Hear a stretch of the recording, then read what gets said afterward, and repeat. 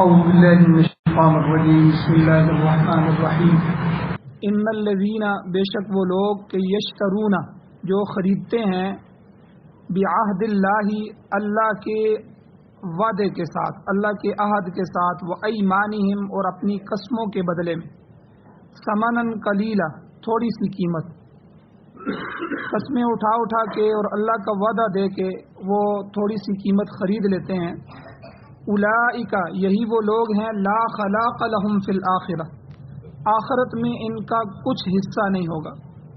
اور دوسری سزا اللہ یہ دیں گے ولا یکلمہم اللہ ان سے کلام نہیں کریں گے. اور تیسری سزا یہ ہوگی ولا ینظر الیہم یوم القیامہ اللہ ان کی طرف قیامت کے دن دیکھیں گے بھی نہیں. اور چوتھا کہ ولا یزکیہم اللہ ان کو پاک بھی نہیں کرے گا. اور پانچواں وَلَهُمْ عَذَابٌ علیم ان کے لیے دردناک عذاب ہو. اور وَإِنَّ مِنْهُمْ اور بے شک ان اہل کتاب میں سے ان یہودیوں میں سے بعض ایسے بھی ہیں لَفَرِيقًا ایک فریق ایسا ہے ایک گروہ ایسا ہے يَلْوُونَ أَلْسِنَتَهُمْ بِالْكِتَابِ جو موڑتے ہیں اپنی زبانوں کو کتاب کے ساتھ لِتَحْسَبُوهُ مِنَ الْكِتَابِ تاکہ تم اسے کتاب گمان کرو. آپ لوگ دیکھو گے ان کی زبان موڑ کے پڑھنے کو آپ سمجھو گے کہ وہ کتاب میں سے پڑھ رہے ہیں. وما هو من الکتاب حالانکہ وہ کتاب نہیں ہے. وَيَقُولُونَ هُوَ مِنْ عِنْدِ اللَّهِ اور ساتھ وہ کہتے ہیں کہ یہ اللہ کی طرف سے ہے حالانکہ وما هو من عند اللہ وہ اللہ کی جانب سے نہیں ہے. وَيَقُولُونَ عَلَى اللَّهِ الْكَذِبَ وہ اللہ تعالیٰ پر جھوٹ بولتے ہیں جھوٹ کہتے ہیں. وَهُمْ يَعْلَمُونَ اس حال میں کہ وہ جانتے بھی ہیں. سورہ آل عمران کی آیت نمبر 77 اور 78 دو آیتیں آج کے درس میں تلاوت ہوئی ہیں. اس سے پہلے اہل کتاب کی دینی اور دنیاوی مالی خیانت کا تذکرہ گزر چکا ہے. آج کی آیات بھی اسی سلسلے کی کڑی ہیں اور ان آیات میں اہل کتاب کی تیسری بڑی خیانت کا ذکر ہے. وہ کیا ہے کہ یہ لوگ ان پیشن گوئیاں کو چھپا لیتے تھے جو اللہ تعالیٰ نے سابقہ کتابوں میں قرآن مجید کے متعلق اور حضور خاتم النبیین صلی اللہ علیہ وسلم کے متعلق نازل فرمائی. حالانکہ اللہ تعالیٰ نے قرآن پاک میں اس بات کی وضاحت فرمائی ہے کہ اس اللہ نے اہل کتاب سے عہد لیا تھا. اللہ نے بنی اسرائیل سے وعدہ لیا تھا کہ ان کے پاس جو نبی بھی آئے گا ایک تو اس پر ایمان لائیں گے دوسرا اس کا ساتھ دیں گے. مگر جب اللہ تعالیٰ نے نبی علیہ الصلوۃ والسلام کو حضور علیہ الصلوۃ والسلام کو مبعوث فرمایا اور قرآن اترنا شروع ہوا تو ان لوگوں نے اپنے عہد کا کچھ پاس نہیں کیا اپنے وعدے کا کوئی خیال نہیں رکھا. آگے اس صورت میں مختلف قسم کے عہدوں کا ذکر بھی آ رہا ہے. بنی اسرائیل کے عہد کا ذکر سورہ بقرہ میں بھی گزر چکا ہے اور بعض دوسری صورتوں میں بھی آگے آئے گا. مگر یہ ان کی بہت بڑی خیانت تھی.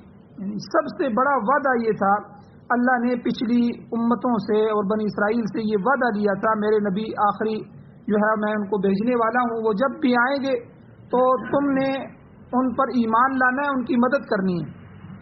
اور یہ وعدہ اللہ نے نبیوں سے بھی لیا تھا. تو نبیوں نے کہا کہ اللہ بالکل ہم جو ہے لتؤمنن بہ ولتنصرنہ تو انہوں نے کہا ہم ضرور ایمان لائیں گے اور ہم ان کی مدد کریں گے اگر ہمارے زمانے میں حضور آ گئے. تو بنی اسرائیل جو تھے یہ انہوں نے بہت بڑی خیانت کی کہ اپنے اس کتاب میں دیے ہوئے وعدے کو بھول گئے. نہ قرآن پر ایمان لائے نہ نبی آخر الزمان پر ایمان لائے ان کو تسلیم کیا. حالانکہ ان کے عہد کا ذکر خود تورات میں بھی موجود ہے مگر انہوں نے اسے تحریف کر دیا اسے بدل کے تورات کے احکام کو بدل دیا اور قرآن پاک کو بھی تسلیم نہیں کیا. اب ان آیات کا شان نزول کیا ہے یہ آیتیں اتری کیوں ہیں؟ حضور علیہ الصلوۃ والسلام کے ایک صحابی تھے اشعث بن قیس رضی اللہ تعالیٰ عنہ. ان کی تھوڑی سی زمین تھی کچھ زمین تو وہ ایک یہودی کے قبضے میں تھی. اب وہ یہودی ان کی زمین کو چھوڑ نہیں رہا تھا تو اس یہودی کی شکایت اس صحابی نے آپ علیہ الصلوۃ والسلام کی خدمت میں کی. اس طرح میری ایک زمین ہے یہودی کو کاشت کے لیے دی اس نے قبضہ کر لیا وہ چھوڑ نہیں رہا. حضور علیہ السلام چونکہ قاضی بھی تھے، انصاف پر فیصلہ کرتے تھے، حضور نے فرمایا صحابی سے کہ کیا آپ کے پاس کوئی گواہ ہے جو یہ گواہی دے کہ زمین واقعی تمہاری ہے؟ اور آپ علیہ السلام نے ایک ضابطہ بیان فرمایا البینۃ علی المدعی، گواہ پیش کرنا مدعی پر لازم ہے۔ جو دعویٰ کر رہا ہوتا ہے یہ چیز میری ہے، اس سب سے پہلے اس پر یہ ضروری ہے کہ وہ گواہ پیش کرے۔ جیسے عدالت میں بھی ہم کسی چیز کا جا کر کیس لگاتے ہیں، دعویٰ کرتے ہیں کہ یہ فلاں زمین میری ہے، ٹھیک ہے، یا یہ فلاں چیز میری ہے، یہ آدمی نہیں دے رہا، تو وہ عدالت کہتی ہے سب سے پہلے آپ گواہ لو جو گواہی دیں کہ واقعی یہ چیز اسی کی ہے۔ تو حضور نے بھی فرمایا صحابی کو کہ آپ وہ گواہ پیش کرو۔ صحابی نے عرض کیا کہ یا رسول اللہ میرے پاس گواہ تو کوئی بھی نہیں ہے، اس وقت کوئی بندہ نہیں تھا، گواہ نہیں ہے۔ پھر حضور نے فرمایا دوسری بات یہ ہوگی کہ مدعا علیہ پر قسم ہوگی، یعنی جس پر آپ دعویٰ کر رہے ہیں، اگر آپ کے پاس دعوے کے ساتھ گواہ نہیں ہے تو جس پر دعویٰ ہو رہا ہے مدعا علیہ، اس کو کہا جائے گا تم قسم اٹھاؤ کہ یہ چیز تمہاری ہے، اس کی نہیں ہے۔ تو حضور کو وہ مسلمان صحابی کہنے لگے کہ حضور یہ شخص تو یہودی ہے اور یہ شخص فاسق فاجر آدمی ہے، یہ تو جھوٹی قسم کھا جائے گا، اس کا کیا اعتبار ہے؟ تو آپ علیہ السلام نے فرمایا کہ اس کے علاوہ کوئی دوسری صورت نہیں ہے جس پر فیصلہ کیا جائے۔ تو کیونکہ وجہ یہ ہے کہ قاضی جو ہوتا ہے یہ ظاہر پر فیصلہ کرے گا، باطن کا فیصلہ اللہ کے حوالے ہے۔ باطن میں جو بھی اصل چیز ہوئی تھی وہ کل قیامت کے دن ہی کھلے گی، لیکن قاضی چونکہ غیب نہیں جانتا، قاضی کے سامنے جب مسئلہ پیش ہوتا ہے تو قاضی مجبور ہوتا ہے کہ وہ یہ بات کرے کہ بھئی آپ گواہ لے کے ہو، میں آپ کی گواہیوں کو سن کے ان پر جرح کر کے کچھ باتیں پوچھ کے آپ کے بارے میں فیصلہ کروں۔ اگر گواہ نہیں ہے تو پھر دوسرے آدمی سے جس پر دعویٰ کیا جا رہا ہے، جو قبضہ کیے ہوئے ہے، اس سے قسم لی جائے گی، اس کے علاوہ اور کوئی صورت نہیں ہے۔ بہرحال آپ نے ایک حدیث ارشاد فرمائی، حضور نے فرمایا من حلف علی یمین فاجرۃ لیقتطع بها مال امرئ مسلم لقی اللہ عز وجل وهو علیہ غضبان۔ حضور نے فرمایا جو شخص کسی مسلمان کا مال کھانے کے لیے جھوٹی قسم اٹھاتا ہے، غور سے سنیں، آج ہمارے معاشرے میں جھوٹی قسم اٹھانا ایک مشغلہ بن گیا، بات بات پر جھوٹی قسم، اور جب پوچھا جائے بھائی قسم کیوں اٹھائی ہے، بھائی ویسے ہی میں نے اس سے جان چھڑائی ہے۔ بھائی جان چھڑانے والی بات ہے، تم نے قسم اٹھا کے اس کو مطمئن کیا ہے، قسم اللہ کی اٹھائی ہے اور اللہ کی صفات کی اٹھائی ہے، اور تم قسم اٹھا کے کیا کر رہے ہو؟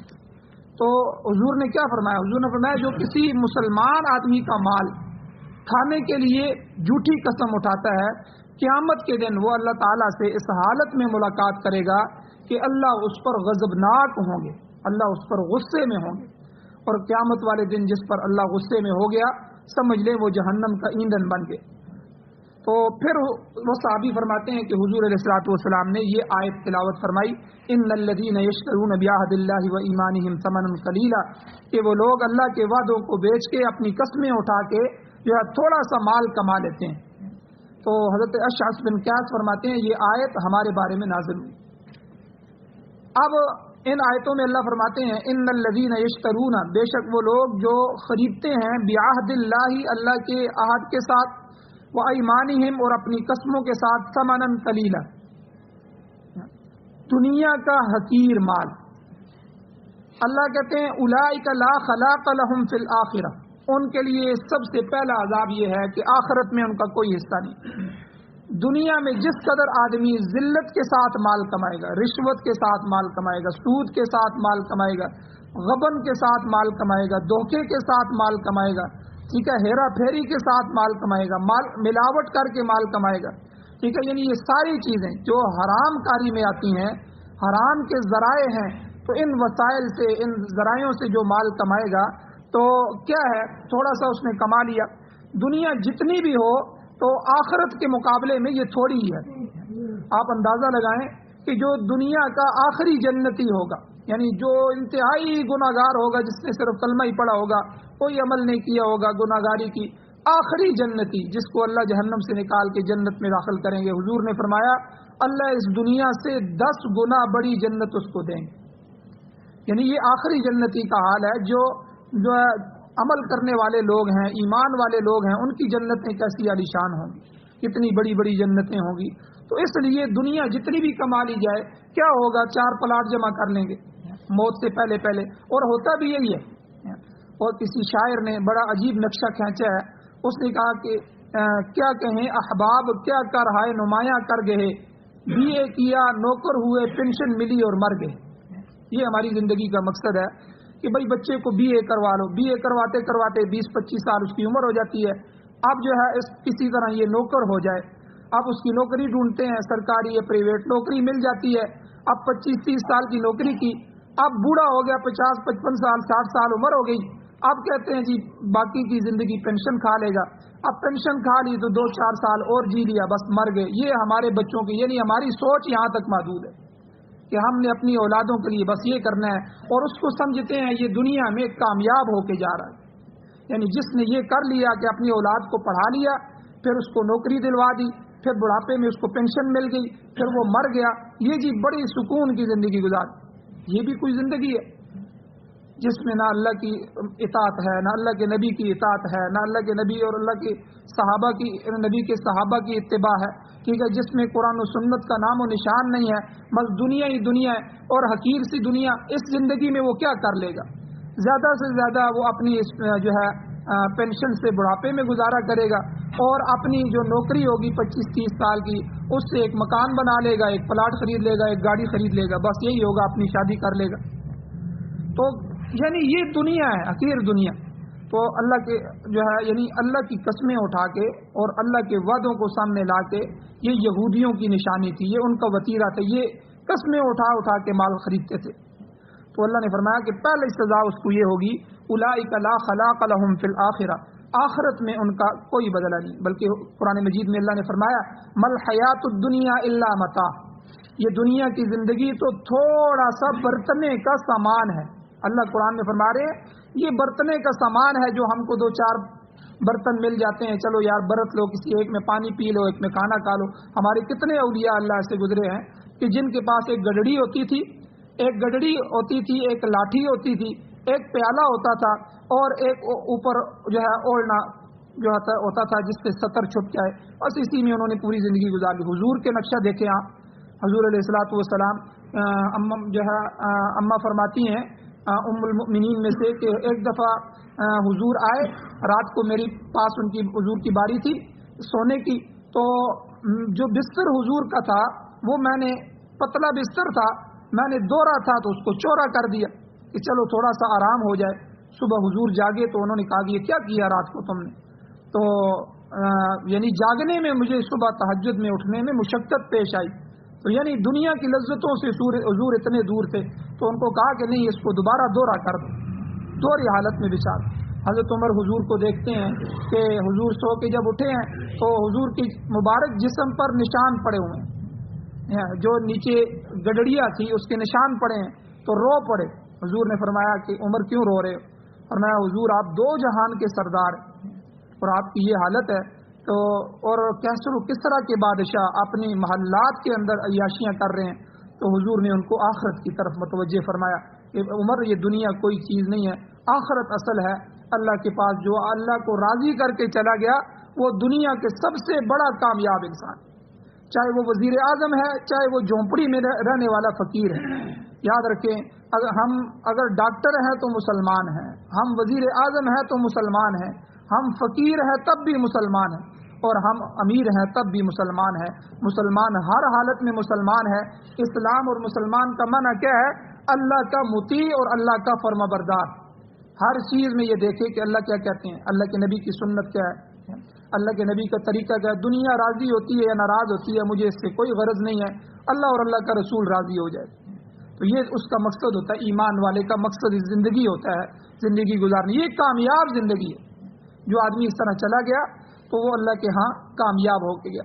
اور اسی طرح اللہ حضور سے اعلان کروا رہے ہیں، قل متاع الدنیا قلیل، اے میرے نبی اے میرے پیغمبر اعلان کریں، لوگوں کو کہیں متاع الدنیا قلیل، کہ دنیا کا ساز و سامان اسباب آخرت کے مقابلے میں بالکل تھوڑا سا حقیر ہے، لہذا مال کو ناجائز ذریعے سے حاصل کرنے والوں کو آخرت میں کچھ حاصل نہیں ہوگا۔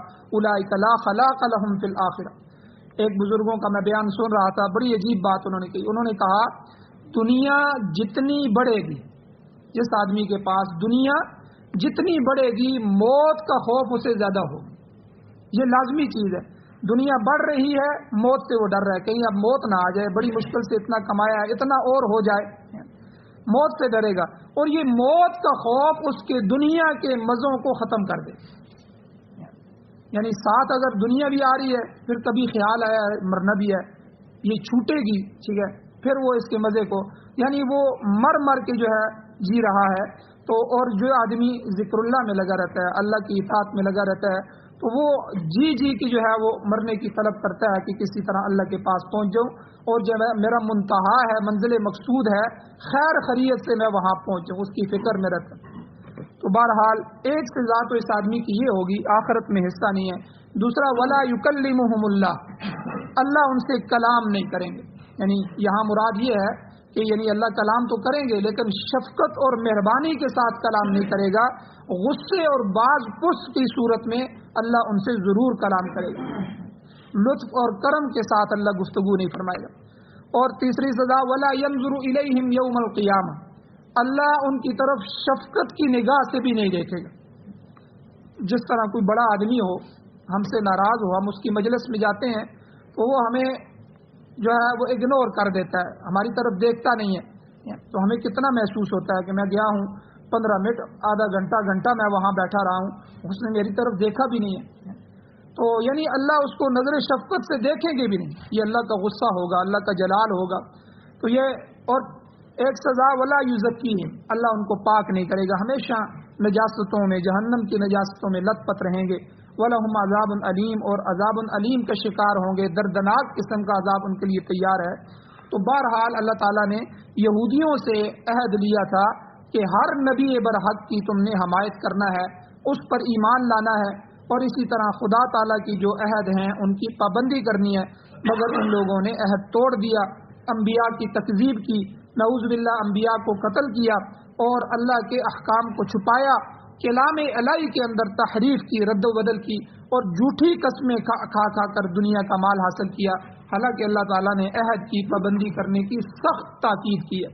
قرآن پاک میں اللہ فرماتے ہیں وَكَانَ عَهْدُ اللَّهِ مَسْئُولًا، اللہ کے عہد کے بارے میں تم سے پوچھا جائے گا، سوال کیا جائے گا۔ اس سلسلے میں اللہ تعالیٰ نے جو عام حکم دیا ہے وہ بھی عہد کے بارے میں اللہ نے فرمایا یا ایھا الذین آمنوا، اے ایمان والو، اوفوا بالعقود، اپنے عہد و پیمان کو پورا کرو۔ یعنی یہ عہد سے پھر جانا یہ مومن کی شان نہیں ہے، یہ منافق کی نشانی ہے۔ تو اس لیے کسی آدمی سے اگر آپ نے وعدہ کیا ہے کہ میں آپ کے پاس آؤں گا، یہ چیز میں آپ کو دوں گا، یا یہ سودا میں آپ سے ہی کروں گا، میرا آپ سے وعدہ ہے۔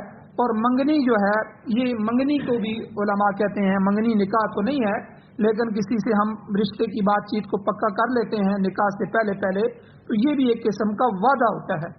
تو اس لیے وعدہ جو ہے، ہم نے پرانے بزرگوں کو دیکھا ہے، اپنے بڑوں بچپن کے زمانے میں بات کر دیتے تھے، کہتے ہیں میں نے اسے زبان دی ہے، چاہے کچھ بھی ہو جائے وہ اپنی زبان سے نہیں پھرتے تھے، کہتے ہیں بس میں نے اس کو زبان دے دی ہے، یعنی اتنا پاک، یعنی کیا مطلب میں نے اس سے وعدہ کر لیا، اس کو کہہ دیا، تو یعنی اپنے کہے گا۔ آج جو ہے جھوٹ اتنا عام ہو گیا ہے، ہر بندہ دوسرے سے جھوٹ بول رہا ہوتا ہے، اچھا جی میں دیکھوں گا جی، اچھا جی، وہ کہتا ہے یار پکی بات بتاؤ، ٹھیک ہے جی میں کر لوں گا، یہ میں جا کے یہ بات میں پہلے کرتا ہوں، جب اس سے پوچھا جائے تو کہتا ہے میں جان چھڑا رہا تھا اس سے۔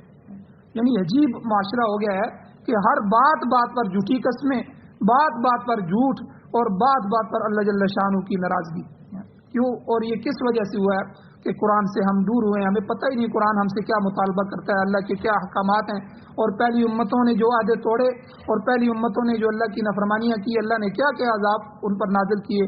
اور یہ یہاں دیکھ لیں 4-5 قسم کے عذاب قیامت والے دن ہوں گے کہ اللہ غضبناک ہوگا، آخرت میں ان کا کوئی حصہ نہیں ہوگا، اللہ ان کو پاک نہیں کریں گے، اللہ نظر شفقت سے ان کو دیکھیں گے نہیں، اور اللہ عذاب علیم دیں گے۔ اتنے جو ہے وہ جھوٹی قسمیں اٹھانے والے، وعدوں کو توڑنے والوں کا عذاب۔ تو بہرحال کئی اور حدیثیں بھی موجود ہیں جن میں ایسے لوگوں کے بارے میں حضور نے فرمایا ہے کہ 3 لوگ ایسے ہیں کہ جن کو اللہ جو ہے نظر شفقت سے نہیں دیکھے گا۔ ایک حدیث میں آتا ہے حضور نبی کریم صلی اللہ علیہ وسلم نے فرمایا 3 قسم کے لوگ ایسے ہیں اللہ تعالیٰ نہ ان کے ساتھ کلام شفقت کرے گا، نہ نظر رحمت سے دیکھے گا، نہ ان کو پاک کرے گا۔ وہ 3 آدمی کون ہیں؟ ان میں سے ایک آدمی حضور نے فرمایا منع ابن السبیل کہ فضل الماء، جو کسی مسافر کو زائد پانی سے مستفید نہیں ہونے دیتا۔ کنواں یا چشمہ پہلے زمانے میں ہوتا تھا تو کنویں ہوتے تھے، چشمے ہوتے تھے، تو اب اس کا ضرورت سے زیادہ پانی ہے تو کوئی مسافر ہے وہ پانی کو استعمال کرنا چاہتا ہے تو یہ اس کو روک دیتا ہے، اجازت نہیں دیتا۔ تو فرمایا اللہ کی نگاہ میں یہ شخص مبغوض ہے، اللہ اس پر غضبناک ہوں گے۔ تو اس لیے اس کا مطلب یہ ہے کہ لوگوں کے اندر پانی کی فراوانی کرنی چاہیے۔ کئی لوگوں نے گرمیوں میں گھر کے باہر کولر لگائے ہوتے ہیں، ٹھیک ہے، یہ بہت صدقہ جاریہ ہے۔ کوئی مسافر آتے ہیں، وہاں بیٹھتے ہیں، گرمی سے تنگ ہوتے ہیں، پیاس سے ہلکان ہوتے ہیں، چھوٹے چھوٹے بچے ان کے ساتھ ہوتے ہیں، وہ پانی مانگتے ہیں، وہاں کوئی جگہ نہیں ہوتی، ان کا اپنا کوئی جاننے والا نہیں ہوتا، تو یہ مسافر جو ہے یہ اللہ کی مخلوق میں سے ہیں۔ تو اس لیے یہاں اس حدیث سے پتہ چلا کہ جو آدمی پانی سے روکے گا اللہ کے غضب کا شکار ہوگا۔ اس کے الٹ کیا ہے کہ جو آدمی لوگوں میں پیاس بجھائے گا اللہ جل شانہ اس سے خوش ہوں گے، قیامت والے دن اللہ اس سے راضی ہوں گے۔ اور اس گروہ کا دوسرا آدمی حضور نے فرمایا وہ آدمی ہے جو نماز عصر کے بعد جھوٹی قسم اٹھا کر گاہک کو سودا خریدنے پر آمادہ کرتا ہے۔ یہاں حضور نے عصر کے بعد کیوں کہا؟ تو پہلے زمانے میں، بلکہ ابھی بھی کئی علاقوں میں فجر کے بعد دکانیں کھولی جاتی ہیں، عصر کے بعد مغرب سے پہلے بند کر دی جاتی ہیں، تو یہ وقت دکانیں بند کرنے کا ہوتا ہے۔ اب آدمی چونکہ حریص ہوتا ہے، اس کی کوشش ہوتی ہے اپنے مال کو جلدی جلدی بیچے، تو اب زیادہ آدمی اس وقت چانس ہوتے ہیں کہ وہ قسمیں اٹھائے گا اب لوگوں کو مطمئن کرنے کے لیے۔ تو اس لیے حضور نے یہاں نماز عصر کو خاص کیا ہے، ورنہ دن کے کسی حصے میں بھی کوئی آدمی قسم اٹھاتا ہے اور گاہک کو سودا خریدنے پر آمادہ کرتا ہے، اللہ کے ہاں اس پر غضب نازل ہوتا ہے۔ یہ دوسرا آدمی۔ تیسرا آدمی حضور نے فرمایا جو خلیفۃ المسلمین اور امام کے ہاتھ پر بیعت کرتا ہے، پھر اگر اس کا دنیاوی مقصد پورا ہوتا ہے تو عہد کی پاسداری کرتا ہے، اگر اس کا دنیا کا مقصد پورا نہیں ہوتا تو بیعت کی خلاف ورزی کرتا ہے۔ یعنی اگر واقعی عمارت اسلامیہ ہو، خلافت ہو جائے تو یہ تو جمہوریت ہے، کفری نظام ہے، اگر واقعی اللہ کا نظام آ جائے اس میں جو خلیفۃ المسلمین ہوتا ہے اس کے ہاتھ پر جو بیعت ہوتی ہے، اس کو جو امام مانا جاتا ہے، اس کی اطاعت ہر حال میں ضروری ہے، چاہے ہماری دنیا کا فائدہ ہو یا نقصان ہو۔ تو حضور نے فرمایا دنیا کا فائدہ پورا ہو تو پھر تو کہتے ہیں جی بادشاہ بالکل ہم آپ کی بات ماننے والے، اگر ہمارے خلاف کوئی فیصلہ ہو جائے تو اللہ اور اس کے رسول کو کی اطاعت کو سامنے رکھتے ہوئے تو ہم کہتے ہیں یہ بندہ اچھا نہیں ہے، فوراً بیعت کی اور عہد کی خلاف ورزی کرتے ہیں۔ تو یہ 3 آدمی اللہ کہ نبی نے فرمایا اللہ کی نگاہ میں مبغوض ہوں گے، اللہ ان پر غضب نازل فرمائے گا۔ کچھ اور آدمی بھی ہیں، کچھ 3-4 حدیثیں اور اس طرح کی ہے جن میں 3 آدمی بتائے گئے ہیں، انشاءاللہ کل کے درس میں بیان کیے جائیں گے۔ اللہ جل شانہ سے دعا ہے اللہ ہمیں عمل کی توفیق عطا فرمائے، آمین۔ الحمدللہ رب العالمین والعاقبۃ للمتقین والصلاۃ والسلام علی رسولہ النبی الامی الکریم۔ اللهم ربنا آتنا فی الدنیا حسنۃ وفی الآخرۃ حسنۃ وقنا عذاب النار۔ یا اللہ ہماری کمیوں کوتاہیوں کو معاف فرمائیے، درگزر فرمائیے، صغیرہ کبیرہ گناہوں کو معاف فرمائیے۔ یا اللہ قرآن و سنت کو پڑھنے، سننے، سمجھنے، عمل کرنے کی توفیق نصیب فرمائیے، اس کی اشاعت کرنے، اس کی حفاظت کرنے کی توفیق نصیب فرمائیے۔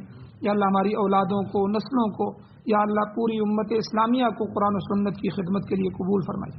یا اللہ قرآن و سنت کو بطور آئین، بطور دستور، بطور ضابطہ حیات یا اللہ ہمارے مقدر فرمائیے۔ یا اللہ ہمارے ملک پاکستان میں اور پوری دنیا میں جتنے باطل نظام ہیں جمہوریت سمیت، یا اللہ ہم سب کو ختم فرمائیے، اپنے قرآن و سنت کا نظام ہمیں عطا فرمائیے۔ یا اللہ جو حضرات پریشان حال ہیں ان کی پریشانیوں کو دور فرمائیے۔